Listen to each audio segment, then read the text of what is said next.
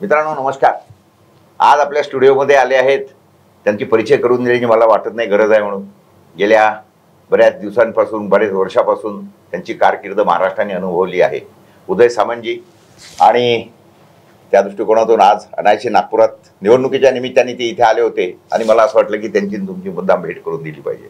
आपण त्यांची थोडी एक छोटी मुलाखत घेऊया या निवडणुकीच्या दृष्टिकोनातून आणि एकंदरीत राज्यामध्ये जे काही चाललं आहे उद्योगाच्या दृष्टिकोनातून चाललं आहे त्या दृष्टिकोनातून आपण काही त्यांची मतं जाणून घेऊया. नमस्कार. नमस्कार साहेब. सध्या उदयजी असं आहे महाराष्ट्राच्या संदर्भामध्ये जी काही महाराष्ट्राची एकंदरीत देशामध्ये विशेषतः आपल्या मुंबईची जी काही उद्योगाच्या संदर्भामध्ये आणि हायेस्ट रेव्हेन्यू कलेक्शनचं जे काही रेकॉर्ड आहे त्या दृष्टिकोनातून मला सांगा की सध्या स्थिती कशी आहे.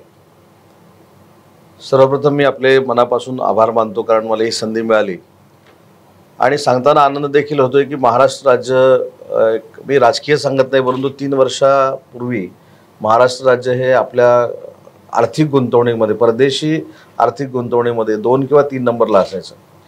परंतु महाराष्ट्र राज्याचे मुख्यमंत्री शिंदेसाहेब असतील, देवेंद्रजी असतील, अजितदादा असतील यांच्या नेतृत्वाखाली एक आपण प्लान तयार केला आणि आपण स्वतः उद्योजकांपर्यंत पोहोचलो. आणि मला सांगताना आनंद होतोय की गेल्या 2 वर्षामध्ये महाराष्ट्रानं 1 नंबर कधी सोडलेला नाही. परदेशी गुंतवणुकीमध्ये महाराष्ट्र सातत्यानं 1 नंबरला आहे आणि हा सर्वे काय पॉलिटिकल सर्वे होत नाही. अच्छा. SBI कडनं हा सर्वे होतो आणि SBI ग्रेडेशन देतं की कुठचं राज्य हे परकीय गुंतवणुकीमध्ये 1 नंबरला आहे. आणि मग मुंबई असेल, पुणे असेल, नागपूर असेल, नागपूरसारखं गडचिरोली आता भागामध्ये आम्ही जवळजवळ 1 लाख कोटीची गुंतवणूक करतोय. आणि म्हणून प्रत्येक सेक्टरमध्ये म्हणजे प्रत्येक सेक्टरमध्ये गुंतवणूक व्हावी आणि राज्याच्या प्रत्येक भागामध्ये समतोल गुंतवणूक व्हावी हा आमचा प्रयत्न आहे आणि त्याच्यामध्ये आम्ही नक्की यशस्वी होतोय. त्याच्यामध्ये विदर्भाला देखील फार मोठी गुंतवणूक महाराष्ट्र राज्यानं देण्याचा प्रयत्न केलेला आहे. आपण विदर्भाचा विषय काढला म्हणून विदर्भाच्या संदर्भात विचारतो.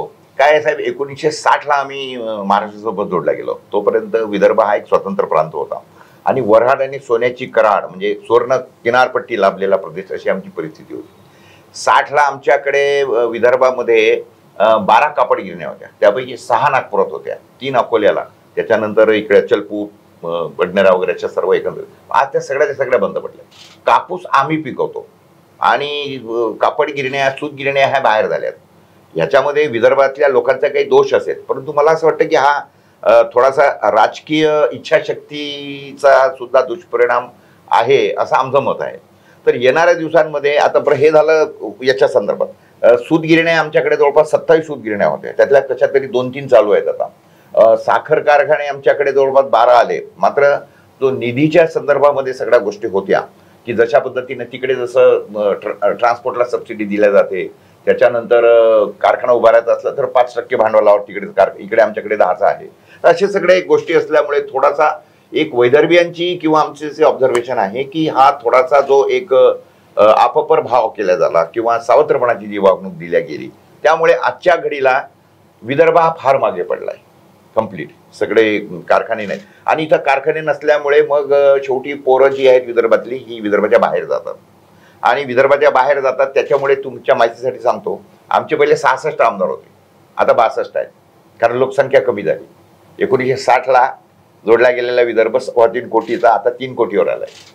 64 वर्षामध्ये विदर्भाची लोकसंख्या वाढण्याऐवजी कमी झाली कारण इथून स्थानांतर फार झपाट्याने आहे.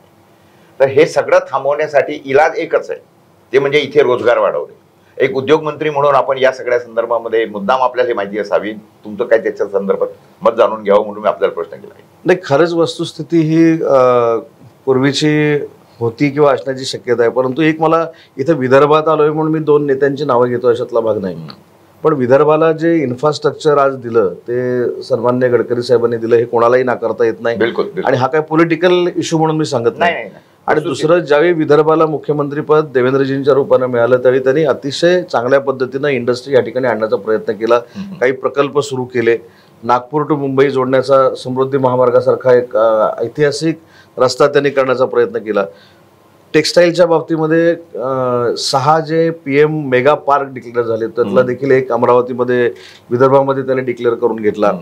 आम्ही गडचिरोलीचा मगाशी उल्लेख केला की गडचिरोलीमध्ये जे रॉ मटेरियल आहे ते अदर स्टेटमध्ये जायचं तिथं ते मटेरियल बनायचं आणि आपण मार्केटिंग करायला परत महाराष्ट्रामध्ये आणायचो स्टील इंडस्ट्रीमध्ये.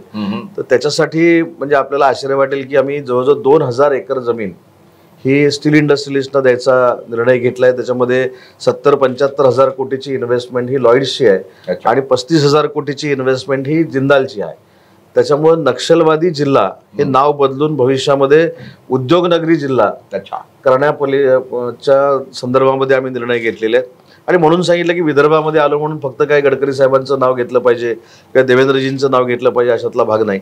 त्या दोघांनी खरोखरच एकानं इन्फ्रास्ट्रक्चरमध्ये क्रांती केली आणि एकानं इंडस्ट्री नागपूरमध्ये आणण्याचा आटोकाट जो प्रयत्न केला त्याला नक्की यश आलंय. परवाच एक 15 दिवसापूर्वी म्हणजे आचारसंहिता लागायच्या अगोदर 15 दिवसापूर्वी खरं तर माझा आग्रह होता की ती इंडस्ट्री आमच्या कोकणामध्ये न्यावी, परंतु देवेंद्रजींनी ते देखील डिस्टलरी इथं आणली, नागपूरमध्ये आणली. त्याच्यामधून देखील 5 ते 6 हजार लोकांना रोजगार मिळणार आहे. आणि म्हणून विदर्भाला देखील समान इंडस्ट्रीचा फ्लो मिळाला पाहिजे, गुंतवणूक झाली पाहिजे हा शासनाचा प्रयत्न आहे आणि आम्ही ते प्रामाणिकपणानं करतो. साहेब, कोकणामध्ये काजू होतो आणि काजूवर फेनी वगैरे हे सर्व होतात. त्याच्याही पेक्षा चांगलं आमच्याकडे हे मोहा फुल होतं.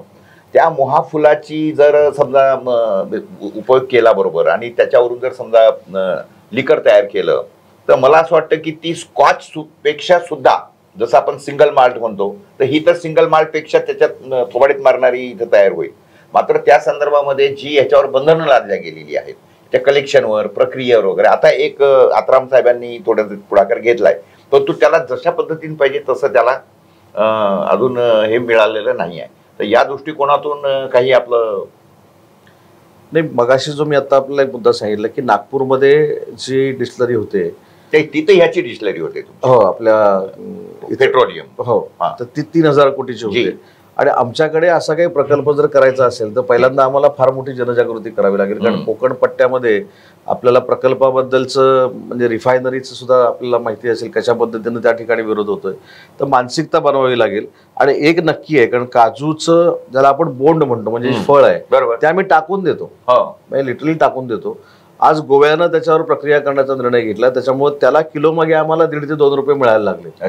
आता हे ज्यावेळी लोकांमध्ये जाईल की त्या फळाला सुद्धा 2 रुपये, 3 रुपये, 5 रुपये मिळतात, त्यावेळी त्याच्यामध्ये नक्की काहीतरी करण्याचा प्रयत्न त्या ठिकाणी होईल. कारण एकाच नऊ भांडवल घेऊन हे करण्याचा प्रयत्न त्यावेळी आम्ही तिथे केला होता, परंतु फार मोठा विरोध झाला. आणि दुसरी महत्वाची गोष्ट आहे की काजूच्या बाबतीमध्ये जो ऐतिहासिक निर्णय परवाच्या कॅबिनेटमध्ये आम्ही घेतला, त्याच्यामध्ये काजूला हमीभाव आम्ही देत नाही. बरं, आता काजूला जे काही किलो मागे आम्ही रेट देऊ त्याच्यामध्ये 10 रुपये ऍड हे शासन करणार आहे. अच्छा, व्हेरी गुड. त्याच्यामुळे तिथला जो बागायतदार आहे किंवा तिथला जो काजू शेतकरी आहे त्याला चांगल्या पद्धतीनं संजीवनी मिळू शकते. कारण काजूचा बेल्टच आमचा आंबा आणि काजूचा बेल्ट आहे. त्याच्यामुळे लिकर कंटेंट तयार करणं याच्यामध्ये नक्की रोजगाराची निर्मिती होऊ शकते, परंतु आम्हाला जनजागृती करावी लागेल. परंतु काजूच्या निमित्तानं आम्हाला जो काजू कमी भावामध्ये पडायचा त्यासाठी शासनाने निर्णय घेतला आणि 10 रुपये पर किलो देण्याचा निर्णय आम्हाला घेतलाय. काजू बोर्ड आम्ही तयार केलेला आहे, आंबा बोर्ड आम्ही तयार केलेला आहे. त्याच्यामुळे जे पोटेन्शियल कोकणामध्ये आहे त्याचं युटिलायझेशन करून इंडस्ट्री तयार करणं हा आमचा एक कॉन्सेप्ट आहे. आणि त्याच्यासाठी रत्नागिरीमध्ये मँगो पार्क आपण करतोय 200 एकरमध्ये, आणि त्याला फार मोठा रिस्पॉन्स आम्हाला मिळतोय. आणि मरीन पार्क करतोय, कारण कोकण किनारपट्टीची रेव्हेन्यू जनरेशन जे आहे ते सगळ्यात जास्त फिशिंगवर आहे. 3000 कोटी आम्ही जवळजवळ टर्नओव्हर त्याच्यामध्ये माझ्या एका बंदरावर करतो. तर त्याच्यावर मला असं वाटतं की हे जे पोटेन्शियल आहे म्हणजे फिशिंग आहे, त्याच्यानंतर काजू आहे, फणस आहे, कोकम आहे, याच्यावर प्रक्रिया करणारे उद्योग आणून कृषी मालावर प्रक्रिया करणार. तर तशाच पद्धतीने कृषी मालावर प्रक्रिया केल्याशिवाय देशाचा विकास होऊ शकत नाही. कारण कसं आहे की ह्या ज्या बाकीच्या इंडस्ट्रीज आहेत, जसं ते लोखंडाचं हे असलं तर त्याच्यामध्ये 1 किलो तार टाकला तर 1 किलो खिळे निघतील किंवा अजून काय, पण 1 किलोच्या वर निघणार नाही. परंतु शेती हा एक असा आहे की ज्याच्यामध्ये 1 दाणा टाकला तर त्याच्यातून हजारो दाणे येतात. म्हणजे खरं प्रोडक्शन हे शेतीमधून होऊ शकतं. आणि भारत हा कृषीप्रधान देश असल्यामुळे खरं म्हटलं म्हणजे इथे कृषीवरच प्रक्रिया जास्त व्हायला पाहिजे. आणि त्याच्यामधून आम्ही जर काय जगाला विकलं पाहिजे तर ते चव विकली पाहिजे. आपल्याच्या गृहिणी आणि आपल्याकडची चव याच्यासाठी तुम्हाला माहिती आहे की फॉरेनमधून आलेली लोक कशी वेडी असतात खाण्यासाठी. तर हे सगळं लक्षात ठेवून कृषी मालावर प्रक्रिया याचं असं काही अजून प्लॅनिंग आहे का? नाही, करावंच लागेल. कोकणचा जर विचार केला तर त्याच्यामध्ये करावंच लागेल. कारण आमच्याकडचा अनेक लोक जे आहेत हे चाकरमानी म्हणून मुंबईला येतात. आणि मुंबईला रोजगार निर्मितीसाठी मग काम करणं आणि परत सणासुदीला कोकणामध्ये जायचं असा आमचा एक त्या नोकरदारांचा पॅटर्न आहे. आणि म्हणून ते सगळे नोकरी करणारे मुंबईला जे आहेत ते जर आम्हाला रत्नागिरीमध्ये, सिंधुदुर्गामध्ये, रायगडमध्ये थांबवायचे असतील तर आम्हाला हे प्रयोग करावेच लागतील. आणि त्याच्यासाठी आम्हाला एक चांगलं महत्त्वाचं जे दालन आहे ते आमच्याकडे बाळासाहेब सावंत कोकण कृषी विद्यापीठ आहे. अच्छा. रिसर्च सेंटर आहे. त्याच्यातनं नवीन नवीन प्रयोग करण्याचा आम्ही प्रयत्न करतोय. त्याच्यातनं नक्की आम्हाला यश येत आहे. या व्यतिरिक्त आता जो काही रेव्हेन्यूचा हे सध्या चालू आहे, आजच्याच पेपरमध्ये बातमी आहे की जीएसटीचं जे कलेक्शन आहे ते 1,78,000 कोटी रुपये या मागच्या महिन्याचं झालं सरकारचं. खरं म्हटलं म्हणजे आता टार्गेट फक्त 80 कोटीचं होतं, 80,000 कोटीचं. 80,000 कोटीवरून 1,80,000 झालं, म्हणजे 1,00,000 जास्त मिळालं. मग असं असताना जेव्हा जीएसटीचे एवढे जास्त आहेत आणि जीएसटी संदर्भामध्ये केंद्र शासनाने ज्या पद्धतीने धोरणं घेतलेली आहेत, म्हणजे आपला जीएसटीचा जो वाटा आहे तो बरोबर मिळत नाही आहे, केंद्र त्या पद्धतीने आपल्याला परत देत नाही आहे आणि त्याच्यामुळे जो विकासाला एक अडथळा निर्माण होतो. तर या सगळ्या संदर्भामध्ये आपल्या सरकारतर्फे केंद्राकडे काही रद्दबदली किंवा हे चालू आहे का? नक्कीच पाठपुरावा तिघही मिळून करतात आणि त्याच्यात यश देखील आलेला आहे की मागच्या 2-2.5 डबल इंजिनचं सरकार आहे सध्या विदर्भात. त्याच्यामुळे केंद्राकडनं विकासात्मक निधी यायला देखील फ्लो मोठ्या पद्धतीनं आहे. जीएसटीचा परतावा देखील येण्यामध्ये आहे. परंतु एक मात्र निश्चित झालेलं आहे की 1,78,000 कोटी रुपये जमा झाले, जे अपेक्षेपेक्षा जास्त आहे. त्याचा अर्थ इंडस्ट्रीची ग्रोथ होते किंवा व्यापार आपल्याकडे वाढलेला आहे आणि ह्या सगळ्या गोष्टी झाल्यामुळेच अचानक एवढ्या ह्याच्यामध्ये वाढ झालेली आहे. परंतु एक मात्र निश्चित आहे की याचा फॉलोअप आम्ही सगळ्यांनी मिळून केला पाहिजे आणि जीएसटीचा परतावा जर रेग्युलर महाराष्ट्राला मिळाला तर अजून विकासात्मक चांगल्या गोष्टी महाराष्ट्रामध्ये घडू शकतात. टार्गेटपेक्षा जास्त जेव्हा जीएसटी जमा होतो याचा अर्थ हाही आहे की जे त्यावेळेला सरकारने म्हटलं होतं जीएसटी लागू करताना, ज्याला काँग्रेसवाल्यांनी ऑब्जेक्शन घेतलं होतं की बा तुम्ही खूप जास्त रेट ठेवताय, याचं जर अजून इम्प्लिमेंटेशनची पद्धत बरोबर नाही, तर त्यावेळेला सरकारने असं म्हटलं होतं की आम्हाला जर अपेक्षित टार्गेट आमचं पूर्ण झालं तर आम्ही जीएसटीचे दर कमी करू. मला ही कल्पना आहे की हे सगळे दर कमी जास्त करणे हे काही राज्य सरकारचं अखत्यारीतलं नाही आहे, परंतु तरी सुद्धा या सगळ्या संदर्भामध्ये किमान पेट्रोलवर जमा होणारा कर हे जरी राज्य सरकारच्या अखत्यारीमध्ये आहे, राज्य सरकार कमी करू शकतं. आणि जर पेट्रोल डिझेलवरचा जर थोडा कमी केला आणि त्याच्यामुळे उद्योगाला चांगली चालना मिळेल असं आपल्याला वाटत नाही का?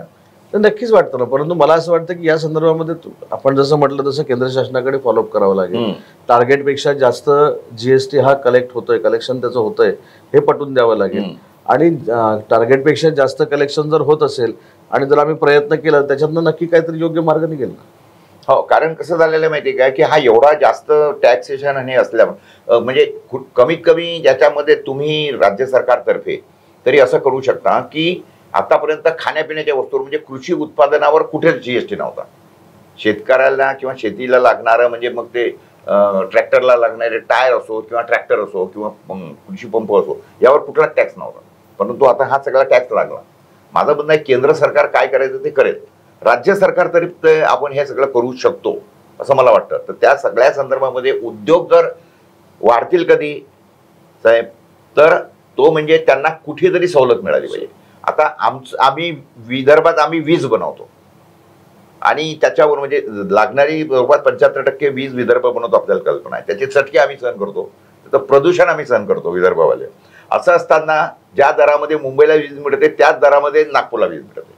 एकीकडे पेट्रोल मुंबईमध्ये स्वस्त मिळते, इथं महाग मिळतं, कारण ते म्हणतात वाहतूक आहे. मग वीज तर आमची इथं आम्हाला कुठं वाहतूक करायची आहे, आमचं कुठं लाईन लॉस आहे. तर जर उद्योगाला जर तुम्ही एक 10% 15% सवलतीच्या दरात जरी वीज दिली तरी मला असं वाटतं की विदर्भामध्ये प्रचंड इंडस्ट्रीज येतील आणि त्याच्यासाठी फारशी मग काही करायची गरज पडणार नाही. कारण आजच्या घडीला उद्योगामध्ये सगळ्यात जास्त खर्च हा विजेवर होतो आहे, एक कल्पना. पुन्हा आता तुम्ही 7.5% वाढीचं प्रस्ताव मांडलेला आहे. तर अशा याच्यामध्ये जर विजे संदर्भामध्ये जर काही धोरण बदललं किंवा वेगळं धोरण विदर्भासाठी ठेवलं, मला असं वाटतं की आता विदर्भाचे 2 मंत्री ज्यांचं तुम्ही नाव घेतलं, देवेंद्रजी असतील किंवा गडकरीजी आहेत, हे नेहमी तसे विदर्भाच्या फॉरचेच आहेत, पण आता सत्तेत बसल्यानंतर ते विदर्भाबद्दल स्वतंत्र विदर्भाबद्दल बोलत नाहीये. ते आम्ही आता त्यांना विचारू त्या संदर्भात. त्यांनी काही तो विदर्भ सोडलाय असं मला वाटत नाही. परंतु आता जेव्हा पूर्ण महाराष्ट्र किंवा याच्यात आलं तर ते शेवटी केंद्रीय सत्तेकडून किंवा वरच्या सत्तेकडूनच सगळ्या करावं लागतं, ते मला जाणीव आहे. मात्र असं असताना जर आपण जर विजय संदर्भामध्ये काही धोरण सरकारला सुचवलं की बा विदर्भाची वीज आहे, विदर्भात कमीत कमी कमी करा. मग उद्योजकांना काही तेवढंच पाहिजे, एक सवलत जरी त्यांना मिळाली, कारण that is the daily consumption. तर असं त्याच्यामध्ये आपण काही करावं असं काही ऑलरेडी आपल्याकडे पॉलिसी आहे. विदर्भ असेल, पश्चिम महाराष्ट्र असेल, खानदेश असेल, उत्तर महाराष्ट्र असेल, या ठिकाणी जे प्रकल्प येतात त्यांना कॅबिनेट सब कमिटीमध्ये आम्ही नेऊन जी इलेक्ट्रिसिटी सबसिडी आहे हे देण्याचा प्रयत्न करतो. आता मध्ये आम्ही इचलकरंजीच्या दौऱ्यावर असताना आचारसंहितेच्या अगोदर तिथे देखील सीएम साहेबांनी हातमागावर प्रक्रिया करणारे जे युनिट्स आहेत त्यांना देखील 75 पैसे आणि जे ऑटोमॅटिक आहेत त्यांना ₹1.25 असं कमी करण्याचा निर्णय घेतला ना. त्याच्यामुळे इंडस्ट्रीसाठी 101% कॅबिनेट सब कमिटीमध्ये जाऊन आपण चांगल्या पद्धतीचं त्यांना बेनिफिट देऊ शकतो आणि हे धोरण सगळीकडे आहे. आता विदर्भाला देखील टेक्स्टाईलसाठी आपण ज्या काही गोष्टी करतोय, जे PM मित्रामध्ये आहे, तिथे देखील आपण इलेक्ट्रिसिटी सबसिडीचा निर्णय त्याच्यामध्ये घेतलेला आहे. आणि मला असं वाटतं की उद्योजकांना इलेक्ट्रिसिटी सबसिडी असेल, वॉटर सबसिडी असेल किंवा अदर इन्सेंटिव्ह असतील, हे देण्याचा आम्ही प्रयत्न करतोय. आणि त्याच्यातनंच मला असं वाटतं की उद्योजक आता अट्रॅक्ट महाराष्ट्राकडे होत आहेत आणि आपण 2 वर्षामध्ये 1 नंबरला. हे महाराष्ट्राकडे होत आहेत ते बरोबर आहे, पण आपल्या विदर्भाचं काय? विदर्भाकडे आमच्याकडे व्हायला पाहिजे. कारण मी तुम्हाला जसं सांगितलं की विदर्भ श्रिंकिंग म्हणजे ओसाड पडतोय. महाराष्ट्रामध्ये 2700 गावं ओसाड आहेत. आता हा मागच्या वर्षीचा सर्वे आहे. त्या 2700 पैकी 2305 गाव विदर्भातली आहेत. जो वऱ्हाड एका जमान्यामध्ये वऱ्हाड आणि सोन्याची करार होता, तो आता 2305 गावं ओसाड पडली आहेत विदर्भातली. हे सगळं दर्शवतं की विदर्भाला एका पॅकेजची किंवा बूस्टर डोसची गरज आहे. तर त्या दृष्टिकोनातून आपण येणाऱ्या दिवसांमध्ये निश्चितपणे काही या सगळ्या हे करा. नाही, याच्यामध्ये देखील सकारात्मक प्रयत्न आपण करू. आज ते निवडणुकीच्या पार्श्वभूमीवर बोलणं योग्य नाही. बरोबर. फक्त मला असं वाटतं की मी जसं मगाशी उल्लेख केला की PM मित्रा पार्क आहे, तसं चंद्रपूरला सुधीर मुनगंटीवारांच्या पुढाकारानं आपण तिथे काही पितळ क्लस्टर करण्याचा देखील प्रयत्न करतोय. भंडाऱ्यामध्ये नवीन आपण MIDC करतोय, गोंदियामध्ये नवीन MIDC करतोय. आणि माझा थोडा व्ह्यू असा आहे की तालुक्याच्या ठिकाणी MIDC असली पाहिजे. बरोबर. आणि तालुक्याच्या ठिकाणी जर मी विदर्भासहित सगळीकडे तालुक्याच्या ठिकाणी जर MIDC असेल तर छोटे छोटे उद्योग त्या ठिकाणी येतील आणि अतिशय चांगल्या पद्धतीनं बेरोजगारी दूर होईल. आणि जाता जाता एकच महत्वाची गोष्ट मी आपल्याला सांगतो की आजपर्यंत आपण उद्योग विभागाकडे बघताना फक्त मेगा इंडस्ट्री आणि अल्ट्रा मेगा इंडस्ट्री ह्याच्याकडेच बघितलं आणि स्मॉल स्केल कडे बघितलं नाही किंवा स्टार्टअप कडे बघितलं नाही. मला सांगताना आज आपल्या माध्यमातून मनापासूनचा आनंद एवढाच होतोय की माझ्याकडे मुख्यमंत्री रोजगार निर्मिती योजना नावाची एक योजना आहे, ज्याच्यामध्ये सर्व्हिस सेक्टरमध्ये आम्ही 20 लाख रुपये देतो आणि मॅन्युफॅक्चरिंग मध्ये 50 लाख रुपये कर्ज देतो आणि त्याला 35% सबसिडी देतो. मागच्या 5 वर्षाचा आपण जर इतिहास बघितला तर 5000 उद्योजक एका वर्षी फक्त बनायचे. आम्ही टार्गेट धरून 2 वर्षामध्ये काम केलं. मागच्या वर्षी 13,500 उद्योजक आम्ही बनवले आणि आज परत रेकॉर्ड आम्ही केलं की आमचं जे टार्गेट 18,000 होतं ते टार्गेट आम्ही मोडलं आणि 19,700 उद्योजक आम्ही तयार केले. म्हणजे निदान मला असं वाटतं की दोन्ही मिळून 32,000 होतात आणि एकाकडे 3 लोक कामाला जरी म्हटली तरी जवळजवळ 1 लाख लोकांना रोजगार आम्ही MSME मधनं दिला, म्हणजे अल्ट्रा मेगा मधनं दिला असेल किंवा अन्य सगळ्या ह्याच्यातनं दिला असेल. सांगण्याचा मतितार्थ एवढाच आहे की ज्यावेळी आमच्यावर काही आरोप झाले की हा देशाच्या बाहेर गेला, राज्याच्या बाहेर गेला, इकडे गेला, तिकडे गेला, त्यावेळी MSME मधनं देखील 1 लाख रोजगार निर्मिती होते हे आम्ही दाखवून दिलं. आणि अजून एक कॉन्सेप्ट आपण केला की जिल्हानिहाय उद्योग परिषद आपण स्थापन केली आणि त्या उद्योग परिषदेचा फायदा मला असं झाला साहेब की सिंधुदुर्ग हा पर्यटन जिल्हा आहे, पण पर्यटनावर उद्योग करणारे 500-550 कोटी रुपयाचे उद्योजक त्या ठिकाणी आले आणि उद्योग परिषदेमधनं, म्हणजे हे मी मुख्यमंत्री रोजगार निर्मिती योजनेचे 1 लाख कोटी मी वेगळे सांगतोय, परंतु उद्योग परिषदेमार्फत प्रत्येक जिल्ह्यामध्ये जवळजवळ 1,000 कोटी 2,000 कोटीची इन्व्हेस्टमेंट होते आणि त्याचं देखील कॅल्क्युलेशन जर केलं तर 75,000 कोटी रुपये होते. गुड गुड गुड, छान. मग आता मी साहेब तुम्हाला जाता जाता एक प्रश्न करतो आणि तुमच्या डोक्यात अजून एक नवीन विषय टाकतो. असं आहे की देवेंद्रजी जेव्हा मुख्यमंत्री होते त्यावेळेला त्यांनी मला बोलावलं आणि विदर्भामध्ये होणाऱ्या ज्या काही शेतकऱ्यांच्या आत्महत्या होत्या त्या संदर्भामध्ये त्यांनी खूप गंभीर चिंता व्यक्त केली आणि म्हटलं की पोहरे तुमचं शेतीच्या ह्याच्यामध्ये खूप हे आहे शेतकऱ्यांच्या ह्याच्यामध्ये, तर हे कसं आपल्याला कमी करता येतील. तर मग मी त्यांना सांगितलं की साहेब शेतकरी आत्महत्या कशामुळे करतो तर शेतीतल्या तोट्यामुळे. हा शेतकरी कोण आहे? ती जो एका जमान्यामध्ये बँकेत डिपॉझिट ठेवत होता 60-65च्या दरम्यान, तो बँकेत डिपॉझिट ठेवणार शेतकरी आता काय करतो? तो शेतकरी आता तो बँकेतून कर्ज काढतो. म्हटलं हे असं उलटं पालटं का झालं? तर मी कसं झालं मी त्यांना तो विषय समजून सांगितला की पूर्वी शेतीमध्ये इनपुट कॉस्ट फार कमी होती, 0 बजेटवर शेती जवळपास होती. मग बियाणं घरचं, खतं घरची, मजुरांना मजुरी काहींमध्ये द्यावं लागत होती, ज्वारीत वगैरे. म्हटलं आता हरित क्रांती झाल्यानंतर हे सगळं बदललं. आता शेतीत सगळं इनपुट 7-8 वाढले वेगळे आणि त्या पद्धतीत त्याचे भाव वाढले नाही. म्हटलं तुम्ही भाव वाढवून देऊ शकता का? ते म्हणजे आमच्या हातात नाही. मी म्हटलं मग तुमच्या हातात असलेली गोष्ट करा. तर ते म्हणे काय? मी म्हटलं शेतीतला खर्च कमी करा.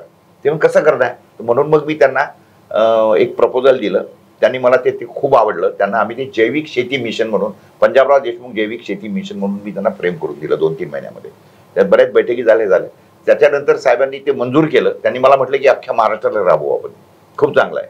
पण मी म्हटलं बा महाराष्ट्राभर एवढं करणं मला शक्य नाही, एवढं फिरणं नाही ते. तर आपण एक पहिले तात्पुरतं म्हणून विदर्भापुरतं राबवू. 6 जिल्ह्यासाठी त्यांनी ते मला मिशन दिलं होतं. दुर्दैवाने ते त्यांनी 18ला सँक्शन केलं. ते चालू होत नाही तर निवडणुका लागल्या आणि दुर्दैवाने आपल्याला माहिती आहे त्याच्यानंतर सत्ता बदल वगैरे झाला. मग त्याच्यानंतर त्याचं त्यांनी मला अध्यक्ष केलं होतं त्या मिशनचं. आणि त्याच्यामध्ये माझ्या कार्यकाळामध्ये मी त्याच्यामध्ये 20-20 शेतकऱ्यांचे 400 गट स्थापन केले. 400 गट 6 जिल्ह्यामध्ये. त्या 400 गटातून प्रत्येक 10 गटामागं एक प्रायमरी प्रोसेसिंग सेंटर टाकलं. म्हणजे 40 प्रायमरी सेंटर आणि एक त्याचं मास्टर सेंटर असं आम्ही तयार करून एक खूप मोठी जैविक शेतीची चळवळ उभारली आहे इथे. मग त्याच्यातून याचं यश लक्षात घेऊन आता ते देवेंद्रजींनी पूर्ण राज्यासाठी लागू केलेलं आहे सध्याच्या घडीला. मात्र त्याच्याकडे जशा पद्धतीने लक्ष पाहिजे तसं नाही आहे. माझी आपल्याला विनंती आहे की आपण ह्या सगळ्या संदर्भामध्ये या निवडणुका पार पडल्या म्हणजे या संदर्भात एखादी बैठक लावा. उद्योग शेतीमधूनच निर्माण व्हायला पाहिजे हे आपण समजून घ्या, कारण ती आतली गरज आहे. नुसतंच आपण कुठंतरी इथं असेंब्लिंगचे फॉरेनच्या याची कामं करायची, त्याच्यापेक्षा ज्याच्यातून ग्रामीण रोजगार वाढू शकतो ते करणं अत्यंत या सगळ्या संदर्भात गरज आहे. मला आशा आहे की निश्चितपणे निवडणुका वगैरे संपल्यानंतर आणि काय म्हणतो त्याला हे झाल्या पार पडल्यानंतर आपण याकडे लक्ष घालावं अशी आमची आपल्याला विनंती. नक्कीच मी स्वतः मंत्रिमंडळामध्ये याचा पाठपुरावा करेन, कारण शेतीपूरक व्यवसाय जर निर्माण झाले तर त्या गावामध्येच रोजगार निर्मिती होईल. ती मुलं त्याच ठिकाणी थांबतील, त्यांच्या चरितारला तिथेच पैसे त्या गावामध्ये निर्माण होतील. आणि म्हणून आपण जो प्रस्ताव शासनाकडे दिलेला आहे, जो आम्ही मान्य केलेला आहे, त्याचा नक्की मंत्रिमंडळातला एक मंत्री म्हणून मी पाठपुरावा करेन, हे आश्वासन या निमित्तानं मी आपल्याला देतो. बरं साहेब, शेवटचा प्रश्न. आता आमच्या विदर्भात 10 सीट आहेत. आपल्याला काय वाटतं किती येतील? महायुतीच्या 10 जागा या जाहीर झालेल्या आहेत. निवडणुका देखील जाहीर झालेल्या आहेत आणि मला ठाम व्हायची राहिलेली आहे अजून, आमची यवतमाळची व्हायची राहिली. यवतमाळची पण होईल, परंतु 10 जागांची निवडणूक विदर्भातली आहे. मला ठाम विश्वास आहे की विदर्भ पुन्हा एकदा महायुतीच्या बाजूने 100% कौल देईल. नितीन गडकरी साहेब देखील फार मोठ्या मताधिक्याने निवडून येतील. आमच्या शिवसेनेच्या जागा देखील आहेत, त्या देखील मोठ्या फरकाने निवडून येतील आणि ओव्हरऑल 10च्या 10 जागा विदर्भामध्ये महायुतीच्या निवडून आलेल्या आपल्याला दिसतील. चला, आमच्यातर्फे शुभेच्छा आपल्याला. धन्यवाद. आपण आमच्या स्टुडिओमध्ये आले. आमच्या सर्व प्रश्नांना आपण अत्यंत मनमोकळेपणाने साहेबांनी उत्तरं दिली. आपण त्यांना शुभेच्छा देऊया. धन्यवाद. नमस्कार.